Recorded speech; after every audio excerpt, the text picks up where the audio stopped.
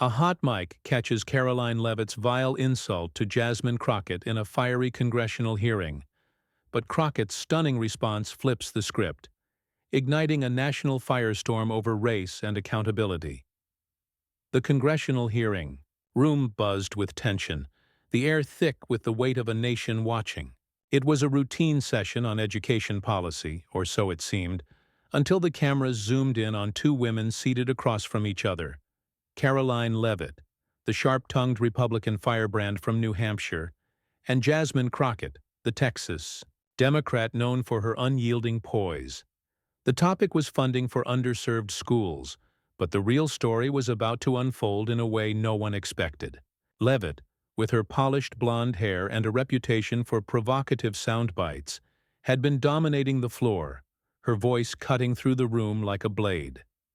She argued for redirecting funds to charter schools, her tone laced with a barely concealed disdain for the opposition's push for public school equity.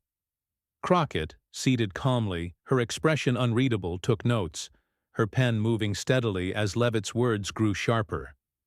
The room felt like a pressure cooker. Leavitt's supporters in the gallery nodded along, while Crockett's allies shifted uncomfortably, sensing the mounting hostility. Then it happened. As Crockett prepared to respond, Leavitt leaned back in her chair, her microphone still live, and muttered under her breath, "Why don't you go back to Africa?" The words were soft, almost a whisper, but the hot mic betrayed her. A gasp rippled through the room. Staffers froze. The chair of the committee, a grizzled veteran of Capitol Hill, fumbled with his gavel, unsure whether to intervene. Crockett's pen stopped moving. Her eyes locked onto Leavitt, who hadn't yet realized her fatal mistake. The gallery erupted, in murmurs, and within seconds, the moment was streaming live across every major news outlet. Crockett didn't flinch. She set her pen down, her movements deliberate, and leaned into her microphone. The room fell silent, every pair of eyes on her. "Ms. Leavitt," she began, her voice steady but carrying an edge that could cut glass. "I heard what you said. And let me be clear, I'm not going anywhere.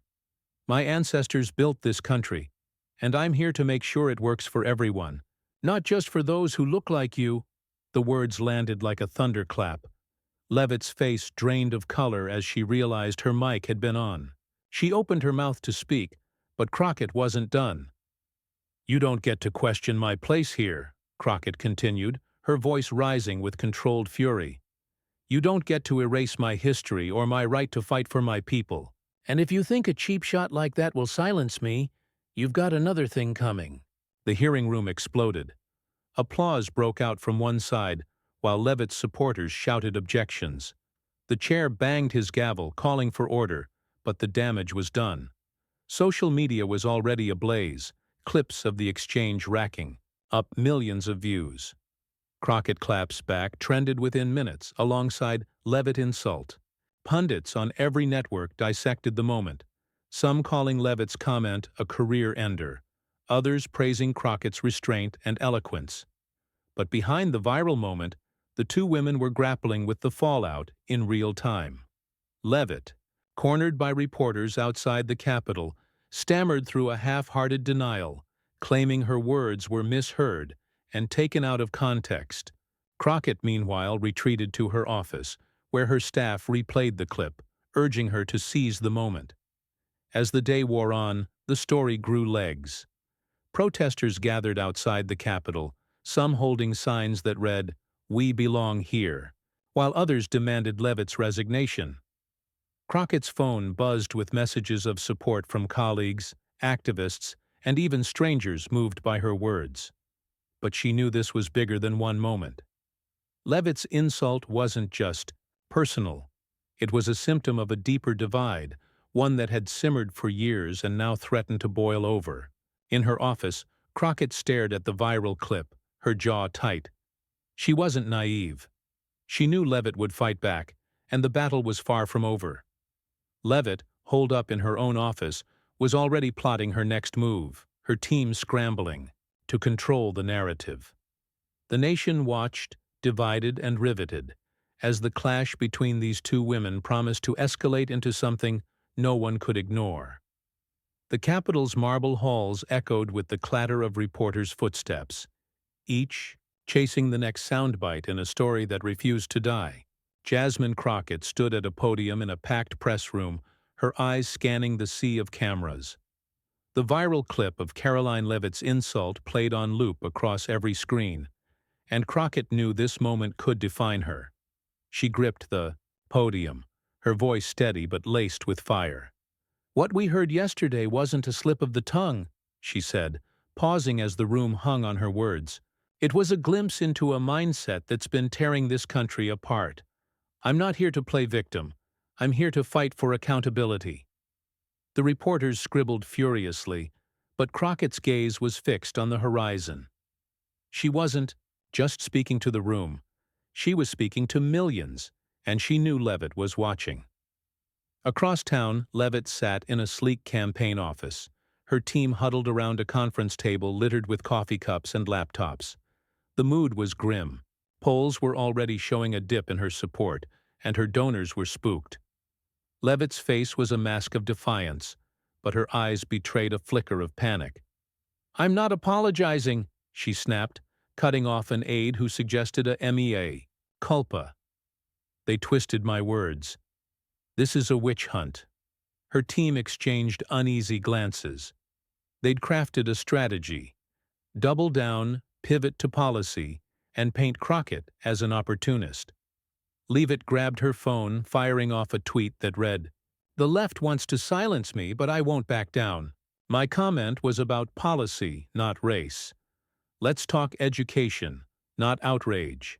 The tweet exploded, racking up thousands of likes from her base, but drawing equal fury from others. Leavitt lies began trending alongside. Shatter Crockett claps back. Back at the Capitol, Crockett's press conference was wrapping up when a reporter lobbed a loaded question. "Representative Crockett, do you believe Ms. Leavitt is a racist?" The room went silent. Crockett's jaw tightened, but her voice remained calm. "I don't need to label her. Her words speak for themselves. What I care about is whether she'll own them or keep hiding behind excuses." The answer was measured, but it cut deep. As she left the podium, her chief of staff whispered, "Karoline's team just announced she's doing a live interview tonight. She's going on offense." Crockett nodded, her mind racing. She'd expected this. Leavitt wasn't the type to go quietly. That evening, Leavitt appeared on a conservative cable network, her makeup flawless, her tone indignant. The host lobbed softballs, letting her spin her narrative. "I'm being crucified for a private comment taken out of context," Leavitt said, her voice rising. "Representative Crockett is using this to distract from her failing policies. She's playing the race card, and America's tired of it." The studio audience cheered, but online the reaction was split. Some praised Leavitt's boldness, others called her unhinged. Crockett, watching the interview from her living room, felt her stomach churn. She'd dealt with attacks before, but this was personal. Leavitt wasn't just deflecting. She was painting Crockett as the villain. Crockett's phone lit up with texts from allies urging her to hit back, but she hesitated. She wanted to stay above the fray, but Leavitt's lies were gaining traction. Outside, the protests grew louder. Demonstrators on both sides clashed near the Capitol, their signs and chants a chaotic symphony of division. Crockett's supporters waved banners reading "Accountability Now," while Leavitt's rallied with "Free speech, not cancel culture." The tension was palpable, and police formed a line to keep the groups apart. Inside her apartment, Crockett sat with her sister, who'd flown in from Texas. "You can't let her rewrite this," her sister said, her voice firm. "She's banking on you staying quiet." Crockett nodded, her resolve hardening. She grabbed her laptop, drafting a statement for the morning. She wouldn't let Leavitt control the narrative. Meanwhile, Leavitt's team celebrated what they saw as a successful interview, but cracks were forming. A junior aide leaked to a reporter that Leavitt had ignored advice to apologize, and the story spread like wildfire. By midnight, Donna's Leavitt leaks, was trending, and her allies began to distance themselves.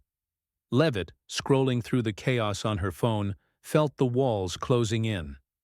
She'd wanted to come out swinging, but now she was bleeding support. Crockett, on the other hand, was preparing for her next move, knowing the nation was watching. The confrontation was far from over, and both women were ready to escalate the fight. Dawn broke over Washington, the city still buzzing from the fallout of Karoline Leavitt's defiant interview. Jasmine Crockett stood in her office, sunlight streaming through the window as she finalized a speech for a Capitol Hill rally. The leaked reports of Leavitt's refusal to apologize had shifted the tide, and Crockett saw an opening. Her team had spent the night strategizing, knowing this moment could redefine the narrative. "We don't just respond," Crockett told her staff, her voice resolute. "We set the terms." Outside, the rally crowd was growing, their chants of "We belong here" echoing across the lawn. Crockett adjusted her blazer, her heart pounding. This wasn't just about her. It was about every person who'd ever been told they didn't belong. In a hotel suite across town, Leavitt paced furiously, her phone buzzing with notifications. The Leavitt leaks hashtag had unleashed a torrent of criticism, and even her staunchest allies were wavering. A senior advisor sat her down, his face grim. "Karoline, the donors are pulling back. The party's talking about cutting you loose." Leavitt's eyes flashed with anger. "They're cowards," she spat. "I'm not the problem. Crockett's the one fanning the flames." But the advisor shook his head. "You're bleeding out. We need a new play." Against her instincts, Leavitt agreed to a second interview, this time with a neutral outlet, hoping to salvage her image. Her team prepped a softer script, urging her to express regret without admitting fault. Leavitt nodded, but her jaw was tight. She wasn't ready to back down. At the rally, Crockett took the stage to thunderous applause. The crowd, a diverse mix of activists, students, and families, waved signs demanding accountability. Crockett's voice boomed through the speakers. "This isn't about one comment or one person," she said, her words cutting through the morning air. "It's about a system that lets those comments slide, that tells us to stay quiet when we're attacked. I'm not here to tear anyone down. I'm here to build a country where we all belong." The crowd roared. But then she pivoted, her tone sharpening. "Ms. Leavitt, you can spin this all you want, but America heard you. The question is, will you face the truth?" The crowd erupted again, and the clip of her challenge went viral before she even left the stage. Leavitt watched the rally from her hotel, her face a mask of fury. Crockett's words stung, not just because they were public, but because they were landing. Polls showed Crockett's approval soaring, while Leavitt's was in free fall. Her team rushed her to the studio for the interview, where the host didn't pull punches. "Ms. Leavitt, your aide's leak suggests you ignored calls to apologize," the host said, leaning forward. "Why double down?" Leavitt faltered, her rehearsed lines crumbling. "I regret how my words were taken," she said, her voice strained. "But this has been blown out of proportion. I'm focused on policy, not drama." The host pressed, harder. "Do you deny saying, 'Go back to Africa'?" Leavitt's pause was deafening. "I don't recall my exact words," she finally said. "But I didn't mean it that way." The dodge only fueled the fire, and social media lit up with accusations of cowardice. Crockett, fresh off the rally, was in a strategy session when her phone buzzed with clips of Leavitt's interview. Her team cheered at Leavitt's stumble, but Crockett stayed quiet. "She's digging her own grave," she said, "but we can't get complacent." She knew Leavitt's base was still loyal, and the backlash was galvanizing them. Sure enough, Leavitt's supporters flooded online forums, calling the controversy a smear and rallying behind her. Protests outside the Capitol grew heated, with Leavitt's backers clashing with Crockett's. A viral video showed a shouting match between the groups, police stepping in as tempers flared. The nation was splitting down the middle, and the stakes were climbing. That night, Crockett got a call from a senior colleague, a veteran congresswoman. "Jasmine, you're winning the narrative, but be careful," she warned. "Leavitt, desperate and desperate people play dirty." Crockett nodded, her mind racing. She'd heard rumors of Leavitt's team digging into her past, looking for dirt to shift the focus. Leavitt, meanwhile, was in her suite, meeting with a crisis PR firm. "We need something big," she told them, her voice low. "Crockett's not untouchable. Find me a way to flip this." Her team nodded, already pulling files. The confrontation was spiraling, and both women knew the next move could change everything. The morning news cycle was relentless, with split screens showing Jasmine Crockett's fiery rally speech and Karoline Leavitt's faltering interview. Crockett sat in a Capitol Hill briefing room, her team poring over reports of Leavitt's latest moves. The warning from her colleague echoed in her mind. Leavitt was desperate, and desperation bred recklessness. Crockett's chief of staff slid, a tablet across the table, her face grim. "They're circulating a story," she said. "Old social media posts from your law school days. They're claiming you made divisive comments about police." Crockett's stomach tightened. She remembered those posts, raw, emotional reactions to a police shooting in her community. They weren't polished, but they were honest. Now, Leavitt's team was weaponizing them, painting Crockett as a hypocrite who stoked division. "They're trying to bury you," her aide said. Crockett's eyes narrowed. "Let them try." Across the city, Leavitt's campaign office buzzed. With a renewed energy, the PR firm had delivered, unearthing Crockett's decade-old posts and feeding them to friendly outlets. Leavitt stood at a whiteboard, mapping out the counteroffensive. "We pivot," she told her team, her voice steady for the first time in days. "Crockett's not the saint everyone thinks. We show she's just as divisive as they claim I am." Her advisors nodded, crafting a press release that framed Crockett's posts as proof of her anti-law enforcement agenda. Leavitt's base was eating it up, flooding social media with Crockett exposed. But the strategy wasn't foolproof. Moderates in her camp warned that the move could backfire, alienating voters who saw it as a cheap shot. Leavitt waved them off. "This is war," she said. She started it. By noon, the story broke. Cable news ran segments juxtaposing Crockett's rally speech with screenshots of her old posts, questioning her credibility. Commentators debated whether the posts were a fair critique or a desperate smear. Crockett's team scrambled to respond, scheduling a press conference for the afternoon. In her office, Crockett paced, her sister sitting nearby. "They're twisting your words, just like they twisted hers," her sister said. "You've got to hit back, but stay you." Crockett nodded, drafting a statement that was both defiant and transparent. She wouldn't apologize for her past. She'd own it. At the press conference, cameras flashed as she took the podium. "Yes, I wrote those posts," she said, her voice unwavering.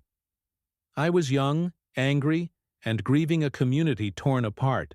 But I've spent my career building bridges, not burning them. Ms. Leavitt wants to distract you from her own words. I won't let her." The room buzzed, reporters shouting questions. But Crockett's words resonated.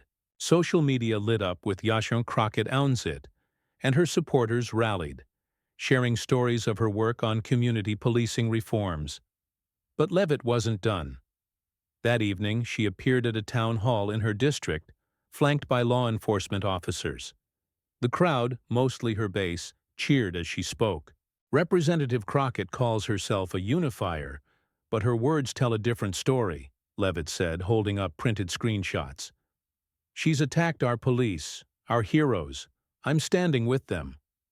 The applause was deafening, but online the reaction was mixed. Some praised Leavitt's boldness. Others called it a cynical ploy. A viral thread from a political analyst pointed out Leavitt's hypocrisy. Her own past comments criticizing police unions were resurfacing, undermining Her narrative. Outside the town hall, protests flared. Crockett's supporters picketed, their signs reading "Truth over smears," while Leavitt's backers countered with "Back the Blue." The tension spilled onto social media, where the hashtags clashed, like digital battlegrounds. Crockett, watching the town hall from her office, felt the weight of the fight. Leavitt's smear had landed, but it had also exposed her desperation. Crockett's team uncovered Leavitt's old comments and leaked them to a major outlet, leveling the playing field. By nightfall, the story shifted again, with headlines questioning both women's pasts. The nation was gripped, but the personal toll was mounting. Crockett got a late-night call from her mother, urging her to stay strong. "You're fighting for more than yourself," she said. Leavitt, alone in her hotel, scrolled through the backlash, her confidence shaken. Her teams was planning one final push, a public event to reclaim the narrative. Crockett, too, was preparing, knowing the next confrontation would be decisive. The National Mall was a sea of banners and voices, the air charged with anticipation. Jasmine Crockett stood backstage at a unity rally, her breath steady despite the weight of the moment. The event, organized by civil rights groups, was her platform to close this chapter. Leavitt's smear campaign had backfired, her old comments about police unions exposing her hypocrisy. Crockett's team had played their cards well, and public sentiment was shifting. But she knew Leavitt was planning a final stand, a rival event across town, billed as a Truth and Freedom Forum. The nation was watching, and Crockett was ready to end this on her terms.